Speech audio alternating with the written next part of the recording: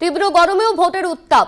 আজ মালদা ও মুর্শিদাবাদে মুখ্যমন্ত্রী মমতা বন্দ্যোপাধ্যায়ের সভা রয়েছে। মালদহ দক্ষিণে শাহনাজ আলীর সমর্থনে সভা করবেন তিনি। পরে বহরমপুরেও সভা করবেন তৃণমূল নেত্রী। এর পাশাপাশি অভিষেক বন্দ্যোপাধ্যায়, তারও সভা রয়েছে। জোড়া সভা রয়েছে অভিষেক বন্দ্যোপাধ্যায়ের।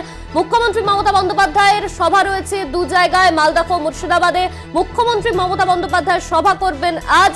সেখান থেকে তিনি ঠিক কি বার্তা দেবেন সেদিকে নজর রয়েছে রাজনৈতিক মহলের। এই নিয়ে আমরা বিস্তারিত জানবো। আমাদের সঙ্গে ফোন লাইনে রয়েছেন আমাদের প্রতিনিধি গৌতম অধিকারী।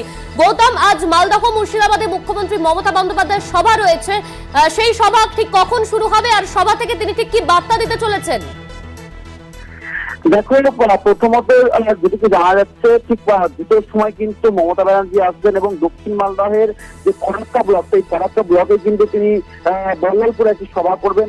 এবং যেটুকু জানা যাচ্ছে যে সেখান থেকে কিন্তু বিশেষ করে সংখ্যালঘুদের উদ্দেশ্যে, যেহেতু ফরাক্কা ব্লকটি সংখ্যালঘু অধ্যুষিত একটি ব্লক, এবং সেই ব্লকে কিন্তু সংখ্যালঘুদের উদ্দেশ্যে তিনি বার্তা দেবেন। এবং যেটুকু জানা যাচ্ছে যে তিনি এর আগেও কিন্তু সিএএ এবং এনআরসি নিয়ে সুর চড়িয়েছিলেন। ঠিক একইভাবে কিন্তু ফরাক্কা ব্লক থেকেও কিন্তু তিনি কিন্তু সিএএ এবং এনআরসির বিষয়ে কিন্তু সুর চড়াতে পারেন বলে কিন্তু ইতিমধ্যেই জানা যাচ্ছে। এবং তার পাশাপাশি একের পর এক সভাকে ঘিরে কিন্তু তুমুল রাজনৈতিক উত্তেজনা সৃষ্টি হয়েছে। কেননা দক্ষিণ মালদহ এবং উত্তর মালদহ ফিরতি কিন্তু এবার কংগ্রেস এবং বিজেপির হাত থেকে ছিনিয়ে নিতে মরিয়া তৃণমূল কংগ্রেস। তার কারণে কিন্তু একের পর এক সভা করছেন তৃণমূল নেত্রী।